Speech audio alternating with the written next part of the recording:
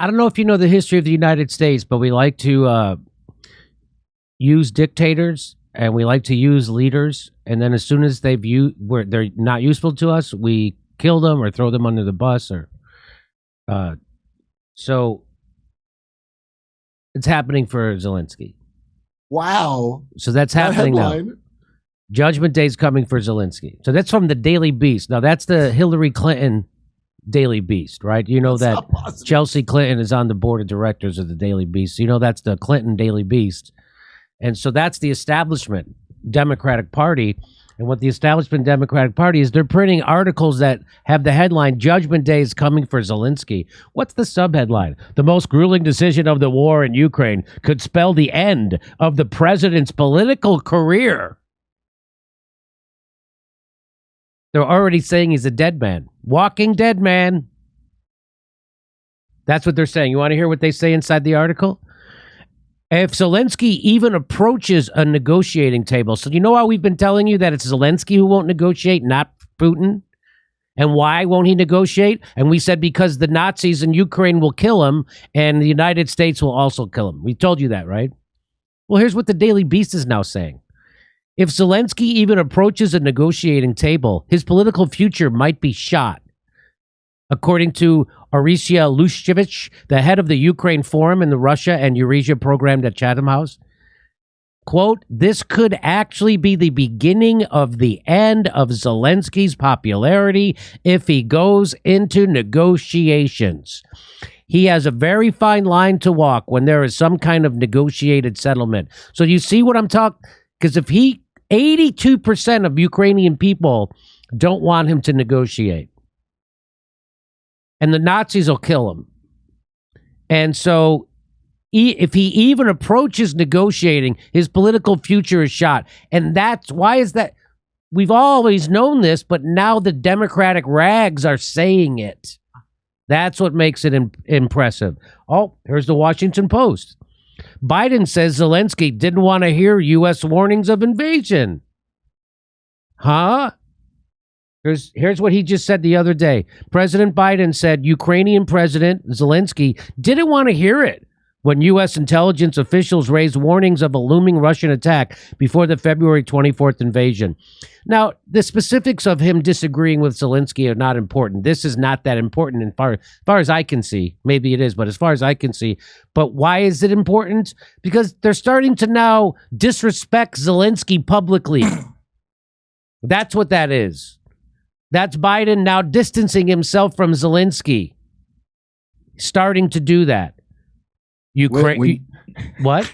You'll know when it's complete when they see the headline. Zelensky looks unprofessional in T-shirts all the time, says State Department. Here, the article goes on. It says Ukrainian officials rejected Biden's account. A spokesman for Zelensky told Ukrainian news website that Zelensky had 3 or 4 telephone conversations with Biden in the period before the invasion, in which the two leaders discussed the situation. He added that Ukraine had called for preventative sanctions and to de-escalate the situation. Therefore, the phrase "did not want to hear" probably needs clarification. So that's as strong as that guy can say it right now, because they're still waiting for some of the $40 billion. So he can't say Joe Biden's a fucking liar and they're starting to distance themselves from my man Zelensky. That's what instead they say that. What do you make of this, Jackson? You've been following this. You see them throwing Zelensky under the bus now? Like you pointed out at the beginning, they've done it to every other political asset leader that they have used to usher in a regime change operation or a proxy war over the past several decades. So yeah, I think we're getting to that time. Just yesterday, NATO leader Jens Stoltenberg came out and said that eventually Ukraine's going to have to negotiate, and those negotiations are going to bring about the secession of Ukrainian territory to Russia. That was the first time we ever heard that as well. So this is the beginning of the end. The writing's on the wall. The troops in the Donbass are about to be fully encircled, and the Western press isn't going to want to admit it, so they're trying to find political off-ramps to make themselves look good, while not acknowledging that they lied to the entire world for the past 3 months.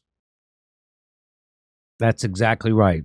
And exactly what we said was happening is now going to be manifest, that they were using Zelensky, and this is a proxy war with Russia, and they're using the people of Ukraine as cannon fodder. And here we go. Okay, well, enjoy your descent under the bus, Mr. Zelensky. They're going to call him the Putin president, the Putin presidency of Zelensky. Maybe Zelensky should go back to comedy. There's always comedy.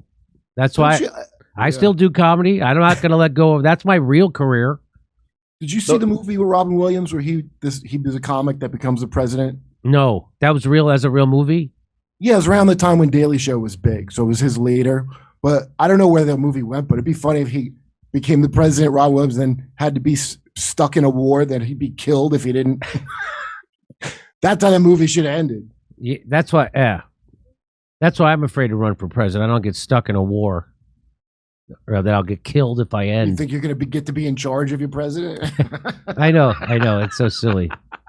Guys like Mike Pompeo are in charge. Mike Pompeo. All right, so there you go. The West is getting ready to dispense of Zelensky. Mission accomplished. Here we're doing stand-up comedy in Los Angeles on June 11th, and then we're going to Chicago, Sacramento, and San Diego on July 16th for the taping of my new special. Go to jimmydorecomedy.com for a link for all tickets. See you there.